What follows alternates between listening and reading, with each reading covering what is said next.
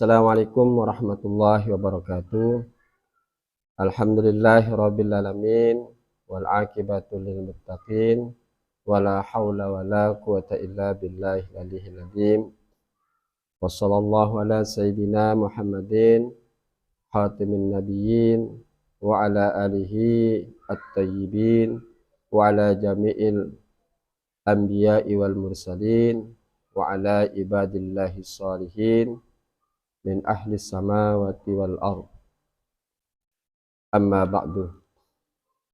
Subhanaka la ilma lana illa ma 'allamtana innaka antal alimul hakim. Rabbi shrah li sadri wa yassir li amri wahlul 'uqdatam min lisani yafqahu qawli. Wala haula wala quwata illa billahil aliyyil azim. Jamaah channel Al-Mu'awanah yang rahmati Allah Subhanahu wa taala, senantiasa kita selalu memanjatkan puja dan puji syukur kehadirat Allah Subhanahu wa taala atas segala limpahan nikmat serta karunia-Nya terhadap kita semua, sehingga alhamdulillah sampai kesempatan saat ini kita masih diberi kesempatan oleh Allah Subhanahu wa taala bergabung kembali di channel Al-Mu'awanah ini. Mudah-mudahan kita selalu diberikan rahmat, hidayah dan inayah Allah Subhanahu wa taala, sehingga kita selalu berada di jalan yang diridhai oleh Allah Subhanahu wa taala. Amin amin ya rabbal alamin. Selawat teriring salam tak lupa pula kita haturkan terhadap junjungan alam Nabi besar kita Muhammad sallallahu alaihi wasallam bersama keluarga dan para sahabatnya. Moga-moga kita semua kelak nanti di yaumil qiyamah memperoleh syafaat dari beliau. Amin amin ya rabbal alamin. Jamaah yang rahmatul Allah Subhanahu wa taala, dalam season saat ini kita mengutip bagaimana perkataan daripada Syakib bin Ibrahim. Beliau berkata, qala law anna rajula asya mi'atai sanah la ya'rifu hadhil arba'ata asya'a falasya syai'un ahaqqu bihi minan nar. Artinya, seandainya seseorang hidup 200 tahun, sekalipun orang itu hidup di dunia ini sampai 200 tahun, tetapi ia tidak mengetahui, ia tidak mengenal dari 4 hal ini, maka falaisa syai'un ahaqqu bihi, tidak ada sesuatu yang akan lebih berhak dengannya minan nar, daripada neraka. Na'udzubillah tsumma na'udzubillah. Yakni dalam hal ini bagaimana seseorang yang tidak mengenal sepanjang hidupnya 4 perkara ini, maka ia digolongkan daripada penghuni neraka. Oleh karena itu, betapa kita pentingnya mengenal daripada 4 hal ini sendiri. Yang pertama, ahaduha ma'rifatullah. Yang pertama adalah mengenal daripada Allah Subhanahu wa taala, yang bagaimana kita sebagai hamba Allah Subhanahu wa taala bagaimana harus mengenal daripada siapa yang menciptakan kita ini sendiri.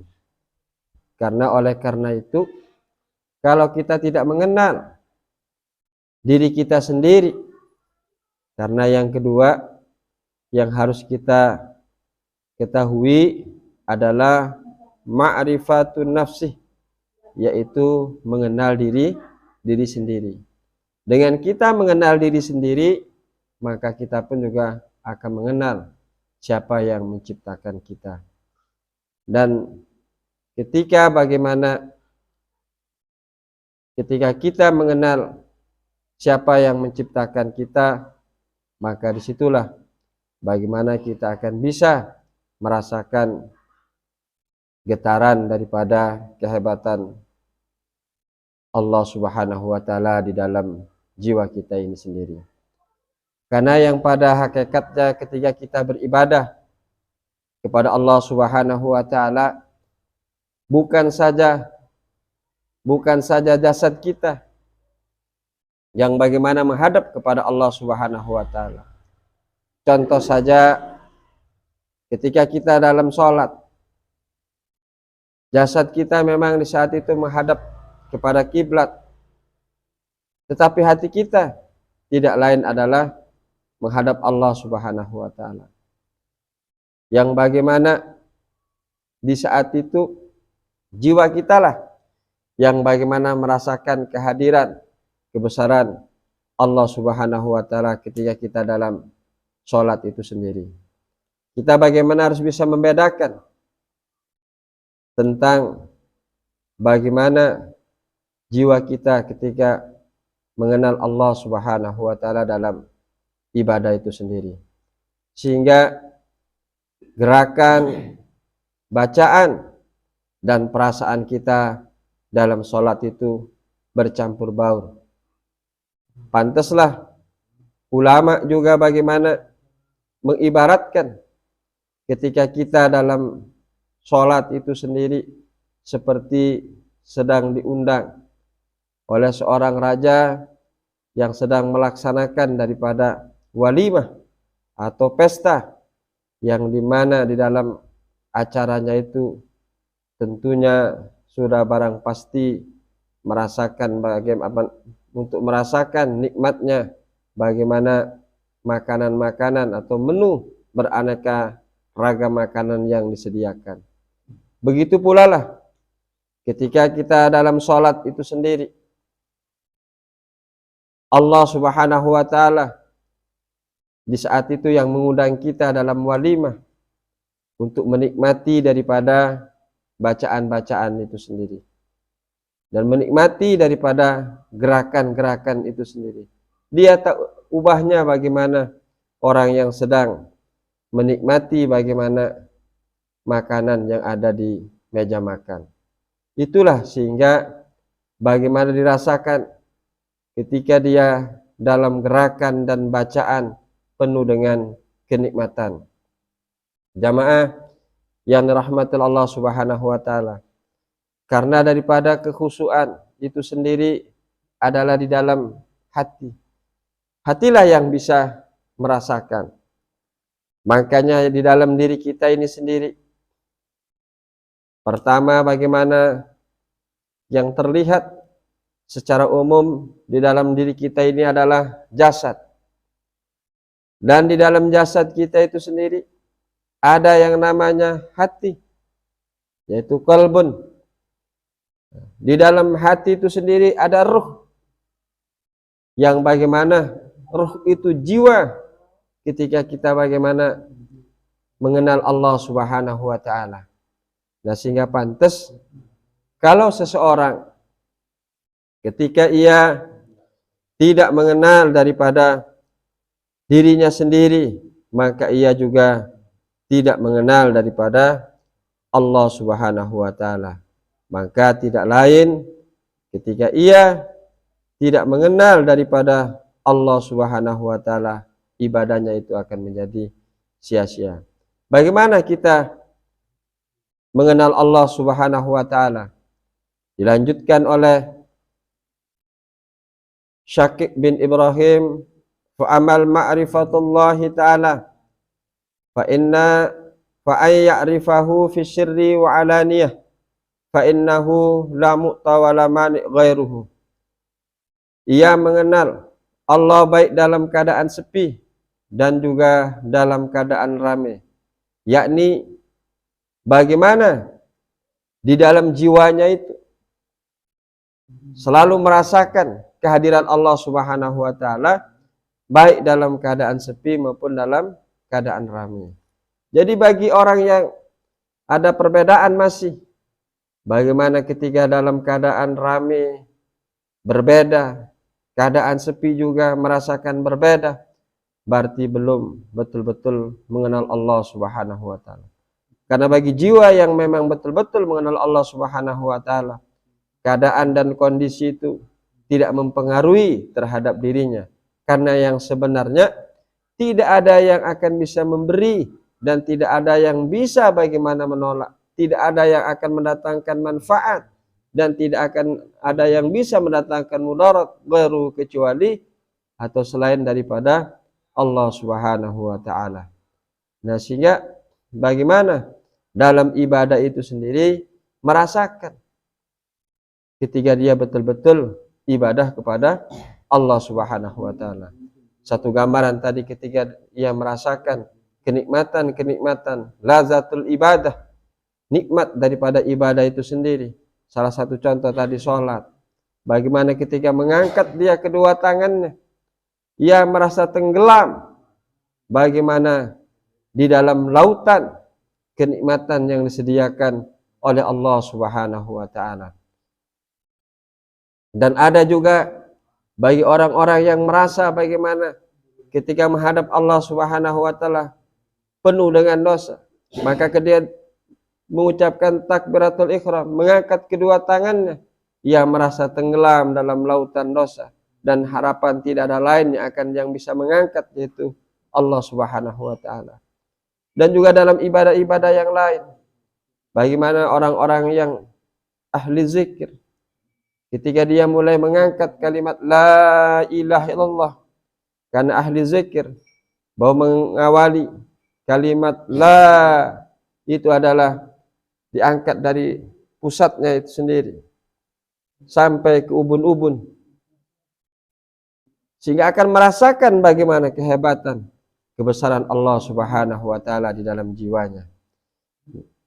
Dan zikir itu sendiri, bagaimana Rasulullah sallallahu alaihi wasallam, az-zikrul khafi afdal, bahwa zikir khafi itu yang lebih afdal. Dan kalimat yang lain, afdalu dzikri zikrul khafi, sebaik-baik zikir adalah zikir dalam keadaan sepi. Di sinilah yang bagaimana sudah mengenal Allah Subhanahu wa taala di dalam jiwanya, fisiri wa alaniyah, bahwa ia bagaimana merasakan kehadiran Allah Subhanahu wa taala baik dalam keadaan sepi maupun juga dalam keadaan ramai. Jamaah yang rahmatil Allah Subhanahu wa taala, bukankah Rasulullah sallallahu alaihi wasallam juga menyampaikan, ittaqillah haitsu ma kunta, takutlah kepada Allah di mana saja kau berada. Sehingga bagaimana orang-orang yang jiwanya yang selalu terpaut dengan kehadiran Allah Subhanahu wa taala, suasana dan kondisi seperti tadi saya sampaikan tidak mempengaruhi bagaimana kekhusyuan dan bagaimana ibadahnya kepada Allah Subhanahu wa taala. Jamaah yang rahmati Allah Subhanahu wa taala. Nah, inilah yang perlu bagaimana kita tanamkan, bagaimana untuk merasakan bahwa jiwa kita itu sendiri untuk menikmati kebesaran Allah Subhanahu wa taala. Karena bagi orang-orang yang betul-betul sudah merasakan kehadiran di dalam jiwanya itu Allah, kebesaran Allah Subhanahu wa taala, maka ia akan sangat merasakan nikmat yang sangat luar biasa. Bukankah juga dalam Al-Qur'an gambaran daripada orang yang beriman itu digambarkan, wa idza dzukirallahu wajilat qulubuhum, ketika disebut nama Allah maka jiwanya dia akan bergetar. Jadi kalau menyebut nama Allah belum bisa menggetarkan daripada jiwanya, berarti rohnya itu masih kosong. Belum bagaimana dia merasakan kehadiran di dalam dirinya daripada kebesaran Allah Subhanahu wa taala. Nah, sehingga mudah-mudahan kita lambat laun bisa merasakan daripada kekhusyuan dan bagaimana kita beribadah kepada Allah Subhanahu wa taala setelah kita mengenal Allah dan mengenal diri sendiri. Karena dengan mengenal diri sendiri kita tahu bahwa kita adalah makhluk Allah Subhanahu wa taala yang sangat lemah dan yang tidak mempunyai daripada kemampuan. Sehingga bagi orang-orang yang memang sombong, merasa dirinya yang lebih kuat, itu menandakan tidak mengenal dirinya. Apalagi kalau dirinya yang merasa hebat, ia yang merasa dirinya hebat, berarti menandakan bahwa ia memang tidak mengenal daripada dirinya sendiri. Karena yang sebenarnya, yang hebat, yang maha besar, yang maha segalanya adalah Allah Subhanahu wa Ta'ala. Lalu bagaimana yang ketiga adalah mengenal daripada pekerjaan Allah Subhanahu wa Ta'ala. Bagaimana mengenal pekerjaan Allah Subhanahu wa Ta'ala? Bahwa annallaha ta'ala la yaqbalu min amal illa ma kana khalisan liwajhillahi ta'ala. Bahwa sesungguhnya Allah Subhanahu wa Ta'ala tidak akan menerima satu amal perbuatan hamba-hambanya kecuali dengan ikhlas karena Allah Subhanahu wa Ta'ala. Sehingga dengan keikhlasan itulah maka ia bagaimana menandakan mengenal daripada apa yang akan dilakukan oleh Allah Subhanahu wa Ta'ala. Ketika kita melakukan sesuatu ada li gharadin akhar, karena tujuan yang lain, walaupun menuntut ilmu, sesuatu yang sangat luar biasa kelebihannya dan sangat dianjurkan, tetapi Imam Hanafi bagaimana menyampaikan, man talabal ilma li gharadid dunya khurimat lahu rahatul jannah. Bahwa barang siapa yang menuntut ilmu karena tujuan dunia, kesenangan dunia semata, maka haram terhadap dirinya akan mencium bau surga. Nah inilah bahwa kita selalu apa yang kita lakukan jangan sampai ada tendensi hal yang lain kecuali hanya betul mengharapkan keridhaan Allah Subhanahu wa Ta'ala. Lalu yang terakhir adalah mengenal daripada musuh Allah Subhanahu wa Ta'ala. Bagaimana dengan mengenal musuh Allah Subhanahu wa Ta'ala? Bahwa musuh Allah itu juga adalah musuh kita sendiri. Fa amma ma'rifatu udwillah wa udwin nafsihi bi an ya'rifa bisyirri qabihan. Artinya adapun mengenal musuh Allah Subhanahu wa Ta'ala dan musuh diri kita sendiri adalah kejelekan. Jadi bukan setan saja yang bagaimana kita harus ketahui bahwa musuh kita itu sendiri, termasuk adalah bagaimana kejelekan itu. Perbuatan kejelekan jangan sekali-kali kita menyentuhnya, karena itu juga adalah bagian daripada musuh kita. Karena kita terdiri bagaimana yang akan mengkelipung atau yang akan menjadi musuh itu, justru yang paling besar adalah ad-dunya. Bagaimana kesenangan dunia ini sendiri. Allah sudah memperingati kita, innamal hayatud dunya illa mata'ul ghurur, bahwa sesungguhnya kehidupan dunia itu adalah tipu daya semata. Sehingga jangan sampai kita tertipu dengan kesenangan-kesenangan duniawi itu sendiri. Lalu yang kedua, musuh yang terbesar juga bagi diri kita adalah muncul dari diri kita sendiri, yaitu adalah hawa nafsu, yang bagaimana Rasulullah SAW sampaikan dulu setelah perang Badar, bahwa kita baru pulang dari perang yang kecil dan akan menuju perang yang sangat besar, yaitu adalah memperangi hawa nafsu, memperangi diri sendiri. Karena dengan memperangi diri sendiri seperti tadi, kalau kita bisa menguasai diri, mengenal diri kita, maka kita akan juga mengenal Allah Subhanahu wa Ta'ala. Lalu yang ketiga adalah musuh kita sesama manusia ini sendiri, yang seringkali menjebak kita dalam perbuatan kemaksiatan. Sehingga memilih teman dalam pandangan Islam sangat penting, karena dengan kita berteman dengan orang yang baik, maka disitulah kita juga nanti akan berada di jalan yang baik. Karena ketika kita berteman dengan orang yang tidak baik, maka disitulah juga kadang kita akan terpeleset dan akan bagaimana terjerumus juga oleh kelompok sekeliling kita ini sendiri. Sehingga betapa pentingnya kita dalam memilih daripada sahabat itu sendiri.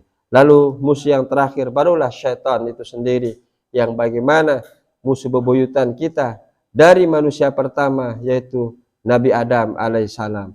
Oleh karena itu, bagaimana kita untuk memerangi musuh yang ada dalam diri kita ini adalah hawa nafsu dan kejelekan itu sendiri, yaitu sifat daripada sifat amarah yang harus kita hilangkan.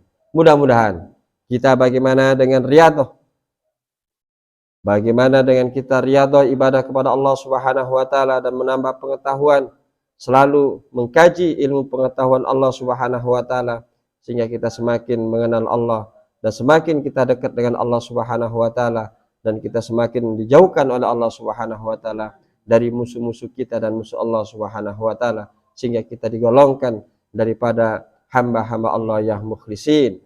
Mungkin ini saja yang bisa saya sampaikan dalam sesi pertemuan ini.